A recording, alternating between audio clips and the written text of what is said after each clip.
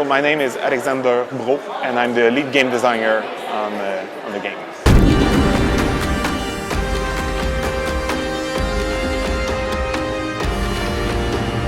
I think overall the fans are really happy with what we've shown right now, and I'm pretty sure most people have really great expectation and will be really happy with what we will deliver to them when the game ships. So I think overall we are really happy with the reaction we have so far.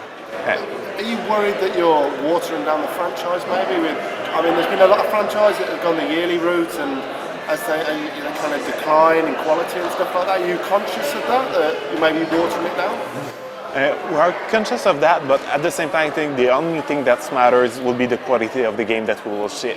And I think to this point in Assassin's Creed, we showed that we were able to have, each time we release a new game, that it was an improvement on the previous one and that it was getting better.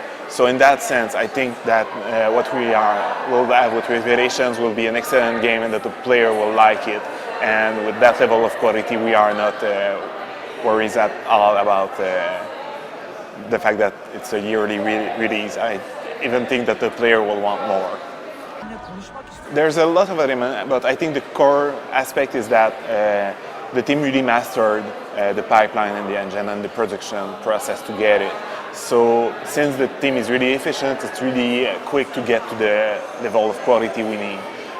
But of course, that means that we have quite a big team and we have several studios that work on different parts of the game, which is quite important because they allow us to make sure that they are focusing on those elements and bringing it to the quality level that we want. So we are currently 5 studios working on the game. Montreal doing most of the single player part. So that's the way we are doing as much as the effort that we can to have a product that would be the highest quality as possible. Across the mouth of the Halj. Yeah, there's the multiplayer that is done by the NC studio. They are working on it. They were the one that did the multiplayer of Breault, and now they are working on improving and making the multiplayer for Revelations. On the multiplayer aspect, the team in France really focused to make sure that they get as much feedback as possible from the community and that they give a best improvement as possible for the experience. So they really focused to make sure that the service aspect within the game was good, that there was good connection, link with friends, but they also made sure that they were adding enough content so that it would be really interesting, and they added a lot of content. There is now character customization, there's new modes, there's all new characters, all new assassination series, and also they have all those new maps which are really interesting. Do you take all the stuff forward from single player into multiplayer as well?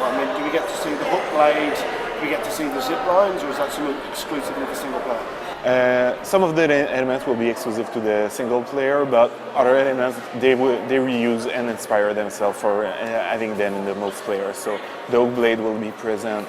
There is also we have the bomb crafting. They won't have all bomb crafting, but they will have elements taken from it within the multiplayer. One of the things at launch with Brotherhood was that the matchmaking wasn't quite up to scratch. Is that something that the teams have worked on to make sure that Revelations is like top quality straight out the door? Yeah, they are working really. That's one of their main.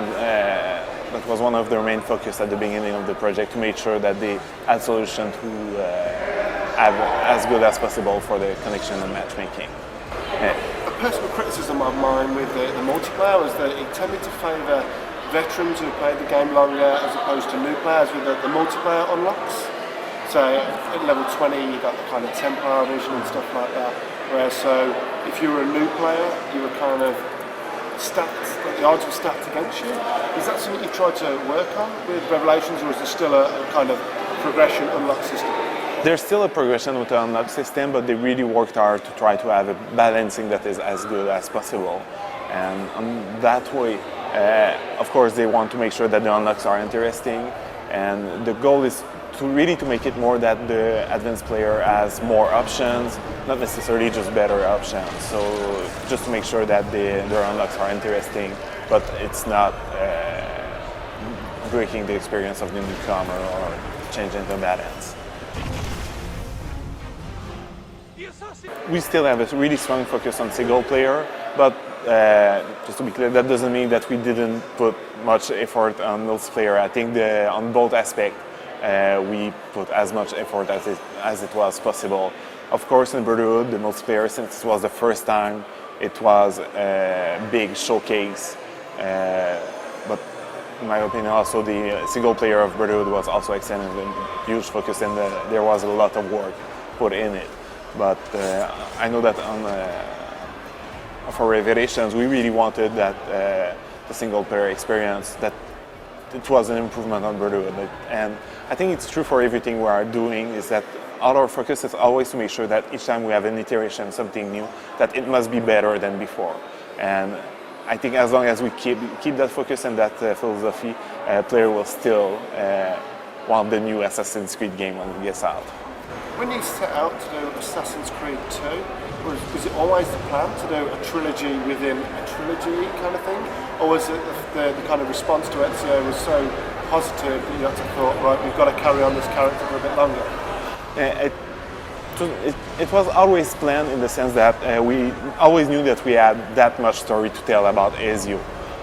So of course that the fact that the player liked Ezio so much helped going that way and going, okay, we'll do other full games toward it, but like the story elements that are currently in Revelations and the way Ezio, Altair and Desmond all come connected through the game, it's something that we needed and that was planned to be able to show, to be able to continue forward within the franchise.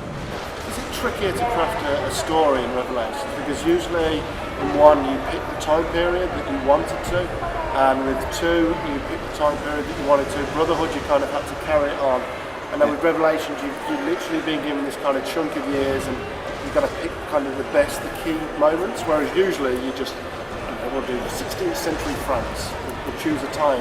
Was it trickier to craft a story and a game around that? It wasn't that hard because at the same time, since it was already planned where Assassin's Creed 2 was the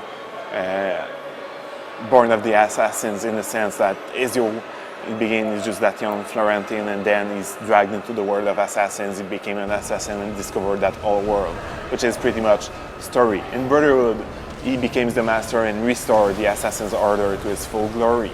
And on our game, which is for the conclusion, it's really seeing how, now that he has done that, how he managed to pass the torch for the future assassins and how it's linked with Altair. So to that sense, it was a logical sense then to move from Italy to Constantinople, because that city, which is the bridge between Europe and Asia, it's a good symbolism between the bridge between Ezio and Altair, which is one part of the game. And at the same time, since at that time it was a city that was extremely interesting because it was at the height of the Ottoman Empire. They were building, they had the strongest military and the strongest navy at that time. They just took in the city a couple of decades before from the remnant of the Byzantine Empire, and they are building all those great palaces, all that. So it's really an interesting time and place to be, as Italy was, and it's a great link between the AC1 that took place in the Middle East near Jerusalem and Masyaf and the Italy. So that link there, I think that was coming naturally together and made it really easy to have an interesting story. Sorry for the... Are you looking forward to concentrating on a new era after Revelations and beyond, and new characters? Is that usually something that sets the franchise apart from other franchises? It's hard to say because right now we are so much focused on finishing that game, closing that game, and at the same time, I think even for us, Ezio is a special character as well. Since it's third game, we are kind of used to working with him, and so that creates a special moment to arrive and take that character and really bringing to a conclusion, which is not something we do that often in game. Often it's more going on with the same character, and that's one of the elements that makes the Assassin's Creed franchise so unique.